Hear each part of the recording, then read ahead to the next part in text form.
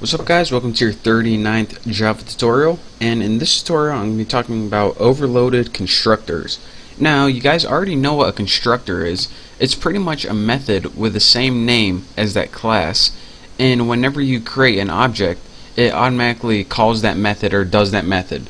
So I told you guys how to build a constructor, and I told you guys that you can build only one constructor with the same name as the class, but I didn't tell you guys that you can build multiple constructors, and depending how many arguments you have, it picks what constructor to use. For example, if you called that object with one argument, it would have a constructor for that. If you called that object with 3 arguments, it would have a constructor that took 3 arguments. So let's go ahead and do this right now. So we first need our 3 variables, private int hour, and then we need that same thing. Let me put a semicolon instead of colon. We need that same variable with minute and second. Minutes and second. Now let's go ahead and build our first constructor. And we do this by putting public tuna, since tuna is the name of the class, and I'm not going to have any arguments for this one. We're going to do one with 0 arguments, 1, 2, and 3. So when you put one with 0 arguments, what we want to do is eventually we want to give it 3 arguments. So what we would do is put this keyword, and what this does is pretty much invoke the constructor again, but give it 3 arguments this time using 0, 0, and 0. So now we need to build another constructor. So public, actually we can probably just copy this. Copy, we're lazy, and paste. Public tuna, but instead of 0 arguments, this one, if they pass in 1 argument, what are we going to do? Well, if they pass in 1 number, then let's just assume it's the hour. So we put this hour, so if they passed in object 5, it's going to be 5 o'clock, then 0, 0. So now let's build another one, and this one's going to have 2 arguments. This one's going to have an hour and a minute. So int hour and int minute right there. So now what we want to do is invoke hour and minute, and again what this is going to do is call this constructor again, but pass it 3 arguments right here. So now you're saying, alright, if we call this constructor again, it's going to look through this one, see where there's 3 arguments, look through this one, see where there's 3 arguments, and look through this one, see where there's 3 arguments. And that's why I'm getting an X right here. It says the constructor tuna is not defined, because we keep calling a constructor with 3 arguments, but we didn't build one yet. So let's go ahead and build one right now. Let's go ahead and put public tuna, and I could have copied that, but int hour, int minute, int second. And if you watch, all of my X's just disappeared. So you see they're now up, and then once we finally build one, it disappears. So now that we have a constructor with 3 arguments, we can go ahead and build something what it does. In fact, I'm going to build another, I'm going to have it call another method right here that sets the time to hour, minutes, and seconds. And we're actually going to be building this in the next tutorial. Actually, we can probably build it right now, we have enough time. But let me explain to you first what this one does.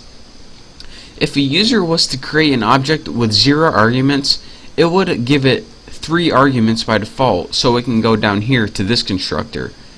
If a user was to enter an object with 2 arguments, it would go to this one. It would use the first number as the hour, the second one is minute, and the third one is 0. And then it would call this constructor again with 3 arguments, and the only one with 3 arguments is this. In hour, in minute, is second. And then what this constructor does is set the time in a set time method. And you're saying, alright, where the F is that method? Well, we're going to build it right now, so take it easy. Let's go public void set time, and as the arguments, again, what we want to do is take 3 parameters, int h, int m for minute, and int s for seconds. Now in the body, let me scroll up a little bit. There we go, not bad. In the body, what do we want to have to set the time? Well, actually, we're going to be building 3 methods for this as well. And I know it gets confusing, but set hour, and this is going to take an hour.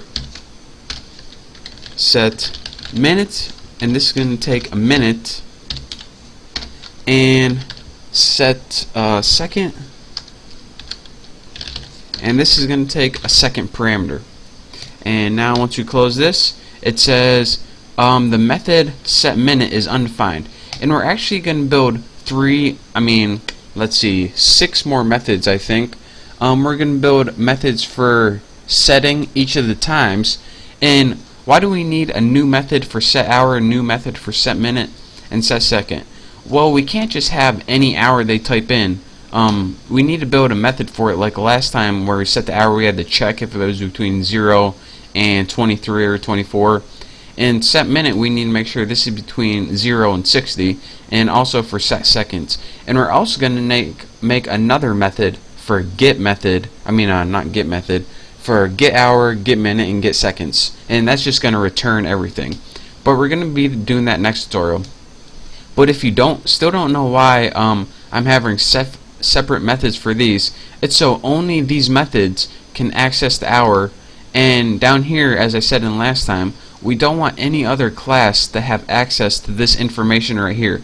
So that's why we need to build a separate set and get methods for each hour and like hour, minute, and second. But anyways, that was supposed to be for next tutorial. That was just a little jump ahead. The meat of this tutorial that I want to tell you is right here. Let's see. Yep. These are all constructors right here.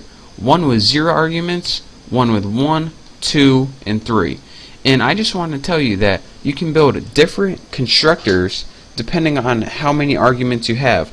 That way, you don't really need the user to enter one specific set of information. It varies, and then depending on how much information they entered, it does a certain task.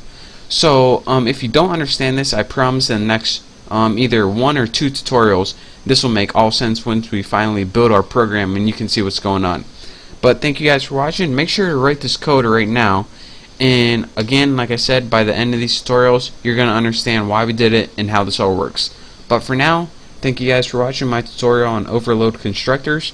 Don't forget to subscribe to my channel. It is the best channel ever. Again, thank you guys for watching, and I'll see you next time.